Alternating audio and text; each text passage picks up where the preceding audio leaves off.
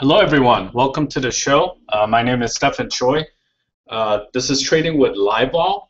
This is where I trade my own Reg T account, and I use LVX to trade, and you guys can see how I use this software to make my trading decisions. So let's go to my account.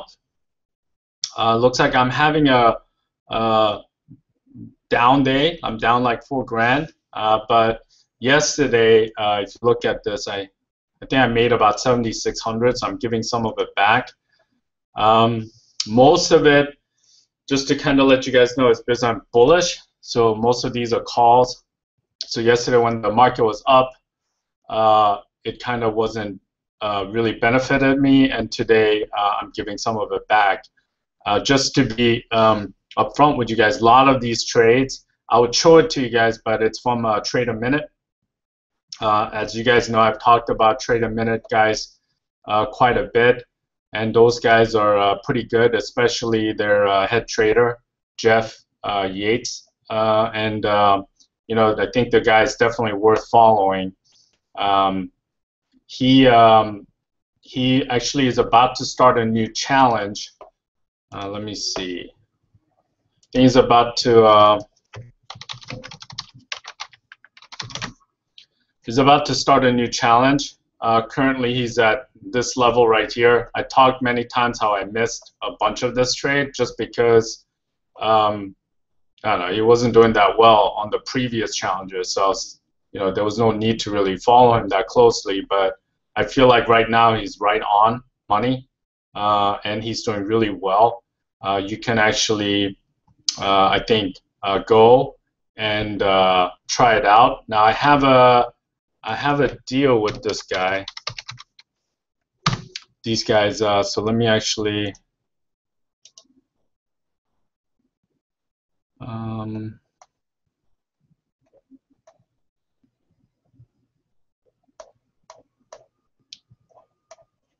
These are some of our blogs. Let's see.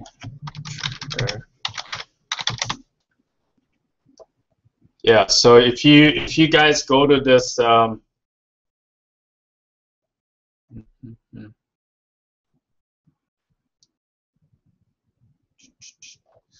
I should have probably prepped this up a little bit more.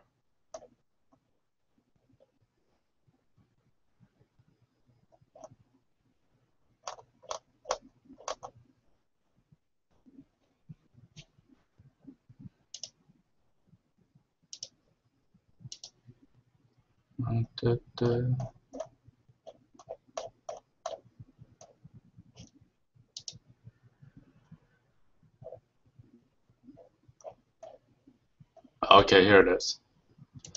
So basically what he did was he turned 3,000 to 100,000 2 times. If you go to the website, just type in live 569 and you can follow him free for a month.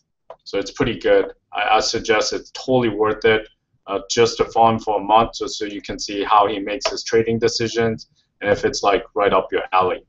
Especially for those of you guys who doesn't have like 100,000, you might only have like a few $1,000s to start with. Is actually a good way to go. So that being said, so that's why normally I would actually tell you all these other trades, but it's not actually my trades, right? Like some of these, so I'm not, you know, really, I follow it, but I don't display it because they're his trades, and you have to be one of his clients to basically get that information. For me, as you can see, there's no more Facebook, so I just got rid of Facebook. Just because I was just long so many, and you know, basically Facebook's run was on the upper channel, so basically it wasn't worth it holding it just because it was July's, so it didn't have as long a term. So my trades that are really left in my account is Shire and IGT. So let me cover IGT because it's going to be faster. Oh, and by the way, for those of you guys thinking 10 o'clock, I actually have to do something at that time, so I'm doing it earlier, so you guys can at least see something. So basically what I'm doing in IGT is I have the spreads all in October because I think they're going to get a higher bid. So right now there's a, and this is not a fact, only one company came out for sure, said that they were exploring a bid of IGT, but there might be more people basically bidding for this company, and the range is between $17 and $20. The thing that is a question mark is, number one, whether that bid would really materialize, because there are some hurdles to get over to get this approval. So it might take up to a year to get the approval because there's a lot of basically hoops that these guys have to jump through to get this deal done. So in the end, we'll see. I think the range is between $17 and $20. I think what it might be bought out. So I'm hoping it's on the upper range, and I'm constantly working these trades. Actually, I didn't put it in for today. Yeah, so I'm gonna buy 20 of these. Maybe I'll pay 108. So once I get that, and I was hoping like IGT will get a pop as it gets closer, I'll try to sell these out, and then I'll just have the 16-20 call spreads, and I can have a chance to almost triple my money if it goes to $20 by expiration, right? So that's basically my thinking. The other one is shearing, and I mean Shire Pharmaceutical. So I have the 230, 250 call spread. I'm actually working other stuff to roll these call spreads up because I think the bid might actually come in higher. So that's kind of what I'm working on. If you look at my risk chart right here, this is my risk chart. Let me actually do 25% next 8 weeks. If you look at it, my downside is pretty substantial, 23,000, and then my upside, let's say, gets around 250.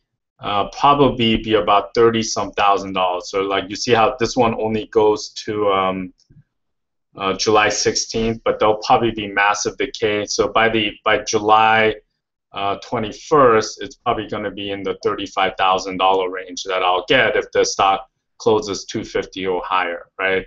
So I think in my previous video blog, I did like a quick reasoning, like a tree diagram. You guys can go back and check it out. That's how I did it, right?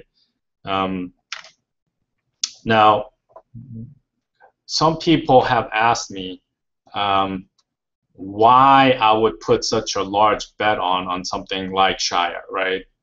And I guess I kind of wanted to tell you guys a little bit about the way I trade, just so you guys can kind of see my mentality. Everyone's a little different, but I think it's important for you guys to know how I trade and why I trade it that way. It's not necessarily the best way or the right way. That's not what I'm saying at all. It's just what I do. Doesn't mean it's correct, right? So a lot of times when you see my account, right? So you see my trading account. You know, it's at like 125,000 or something. Yesterday it was 127,000.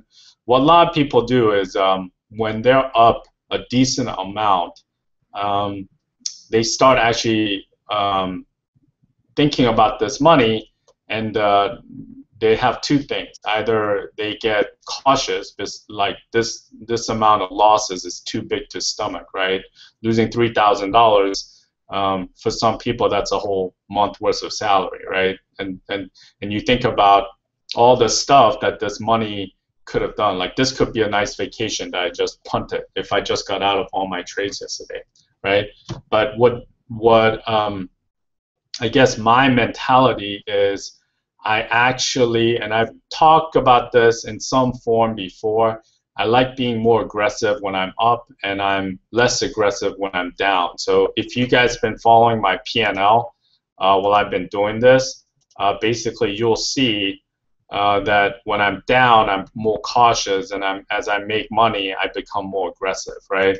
So in terms of the Shire, just because the payout was so huge, in my mind that I was willing to take that chance. Now, if this works out, I can get this account to about 160, and then once it gets to 160, so I started off with 50 here, but I lost so much money that I had to put in another 50, right?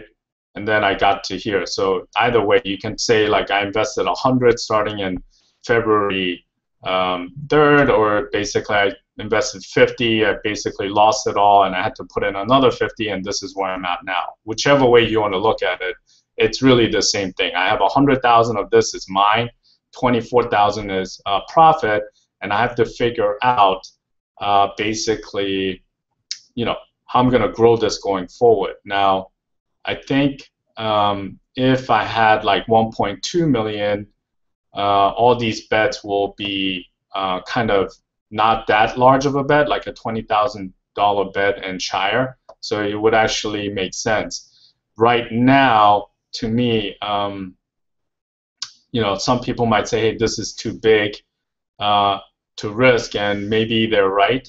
It's just that this is kind of how I operate, and as the accounts gets bigger, I actually in terms of percentage, my risk becomes less, right? So because to me, 30,000, making 30,000 on a bet is good now, whether I have 150,000 or whether I have $1 million in the account. It's still a great day for me if I can pull in 30K in one day, right?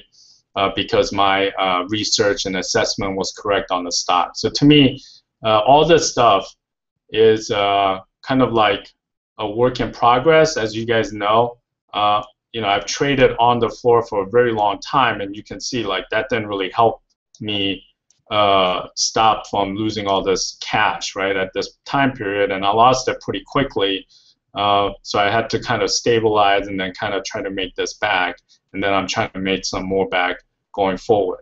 But one of the things with options is, I know sometimes it's very awful when you lose and it doesn't work out well, but I just want to let you guys know that if you can survive, so if you're not blown out, and that's what you have to be conscious of, that you're not out so you can't trade anymore, you always have a chance to get back, right? So you have a chance to get back. Like if you look at it, like from here down 24 to up 21, that's a $47,000 difference, right? So although I think this actually could have been a mistake, so let's actually say it's more like 12. Yeah, so like a $35,000 turnaround in a couple of months, right? So things could. I'm not trying to say I'm not trying to pat my back, but what I'm trying to say is because you trade options, you have the ability to grow your account like massively, right? If you traded equity and you got 30% return, everyone would be, standing up and cheering how great you did. But in equity options, you actually have a chance to make like 300-400% if you have a good year, right? 300-400%, which is, that's some serious return, right? But anything that has that kind of return also has risk, and you have to be willing to accept the risk and maneuver around and kind of work it out where you can make some money. So even though this looks like I'm up like 25% for the year, I could lose this in a heartbeat, right? So I'm not. The thing for me is I don't really see this as money, but as like units, right? I want this unit to grow as fast and as much as possible, because I know once I reach a certain level, let's say $500,000, then I can actually go about and return. Let's say with the $500,000, I'm trying to make. Let's say I'm trying to make like $20,000 a month, right? So with the $500,000, if I made $20,000 a month, that would be $240,000. So it would be a 48% return over the course of the year, right? Which isn't too bad, right? But think about what I'm trying to do right now. If for me to get this to 500,000, I would have to make like literally 500% return. So if you made 500% return, if you were that lucky or good, or your strategy worked, and you're able to turn this into 400, 500,000, most likely you're not going to go from 500 to only 600 or 700. You probably have a pretty good chance if you made 500%. With a larger account, you can possibly make like 200, 300%, right? And then once you get into the millions is when you can,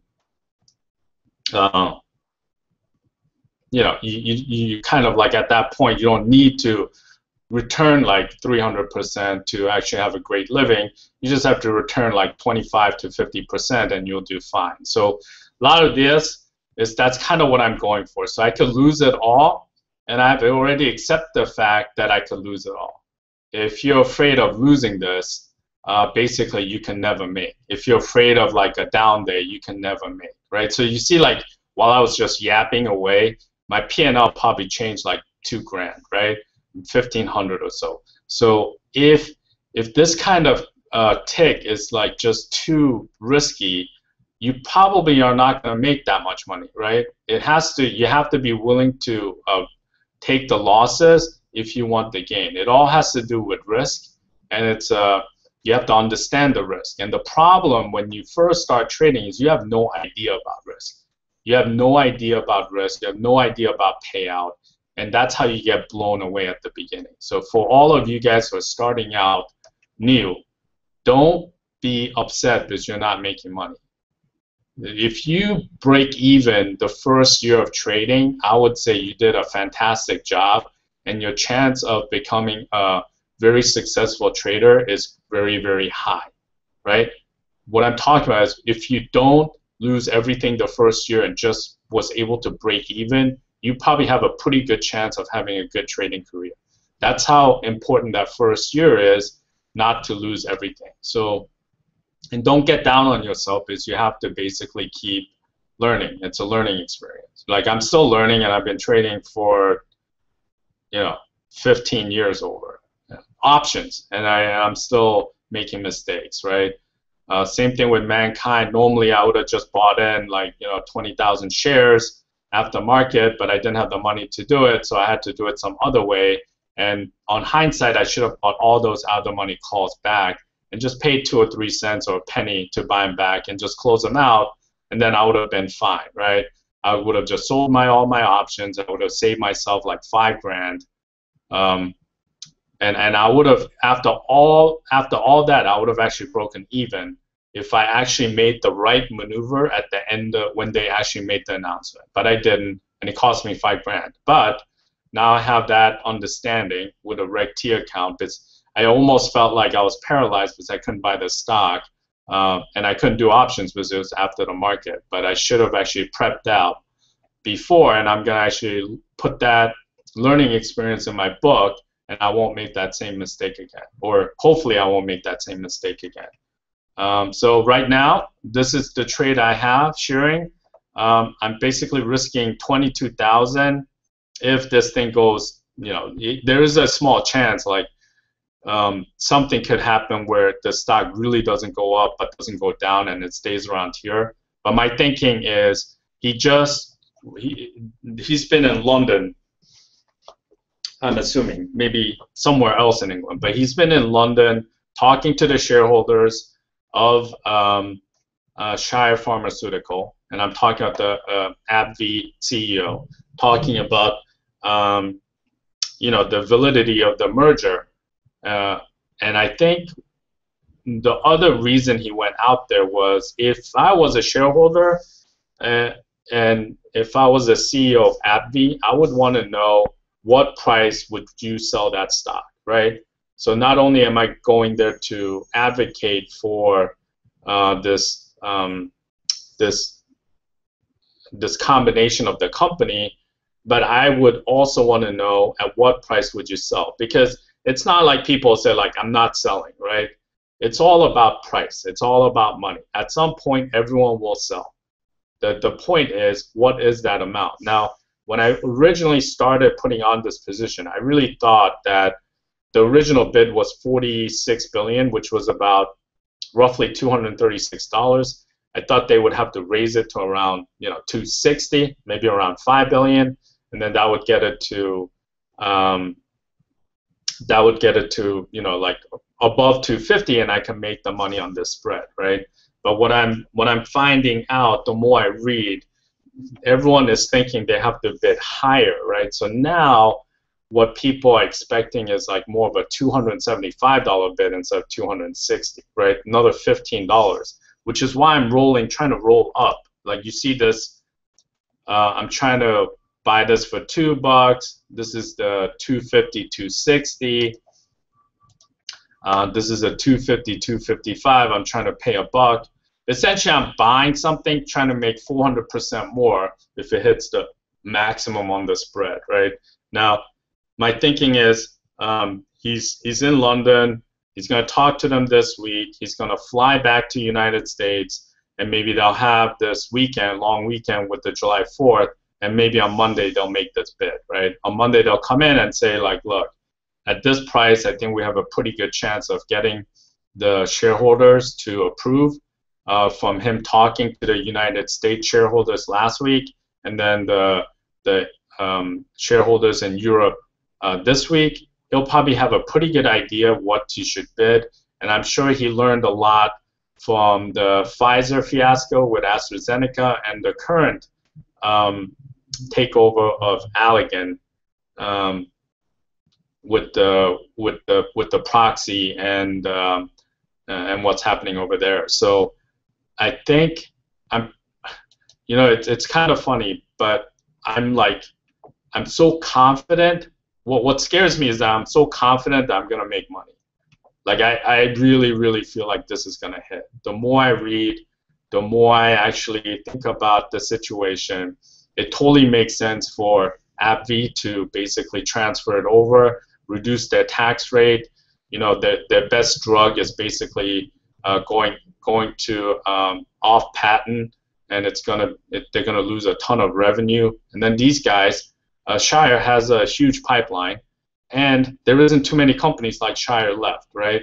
Like if you look at all the European biotech companies, they don't really have that many companies left like Shire. So if Shire does not get acquired by AbbVie, I'm actually pretty sure that they're gonna get acquired by somebody else.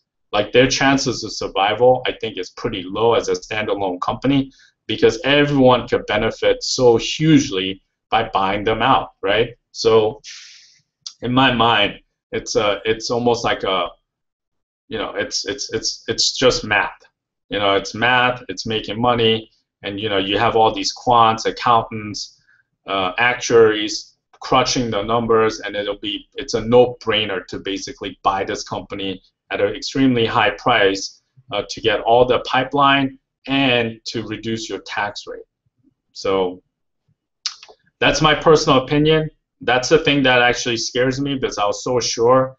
Just so you know, I was very sure about Mankind, even though it's a little bit less than Shire, and you guys know what happened there. So it's just something that I think, you know, is correct. My whole thinking with Mankind was, I really thought that the FDA will wait after July 4th holiday to announce this. You know, basically let the holiday go, and then they go back and then make the decision. I didn't know that they were going to try to do it before the holiday so they can relax through the holidays. But in either case, like, you know, it's a miscalculation. So I could be wrong here as well, but I like the payout ratio. I already told you guys. I've been buying this for $5, so this spread. So technically, if Shire doesn't go down by this expiration, I'm actually gonna make money if it stays right here. But we'll see, right? So in terms of my risk, it's 22,000, which is like 16% of my overall account, which is huge, betting on something that you think is going to happen, speculation, and it's all front month. So for those of you guys thinking of putting any kind of bets down, you have to kind of factor that into all the scenario. Now, for some reason, and I don't know why, but Shire Pharmaceutical, this ADR options, they're not really that liked. so they don't trade that much. So it's always difficult to get some trades out, but it is what it is, and you know, I guess we'll see. I think I was down like $3 grand on it, but looks like I'm up now, right? So that's a wacky thing. So I was down 3,000, now I'm up 900. That's how fast things could change. And basically, that's what I'm putting on. So good luck to you guys. I'm gonna knock on wood that the Shire works out and I can get a big old bump on my P&L and get this up to like 160. And then hopefully for the rest of the year, I can really leverage that 160 and try to make something of it. So right now, I'm pretty happy. I started out with 50. Like I said, I lost so much money, I had to put in another 50. But then I rallied back, and now I'm at 126. So either way, at some point I can take out the 50, but I'm kind of liking having more cash in my account. Gives me a little more flexibility. So I think I might actually keep it in there, just consider it investment of 100 and see how my return is over the course of this year. But that's it. And you know, reading the order flow is extremely important, and this software is pretty much the best there is, in my opinion, in terms of giving you the information you need to trade effectively in the equity options market. So that's about it.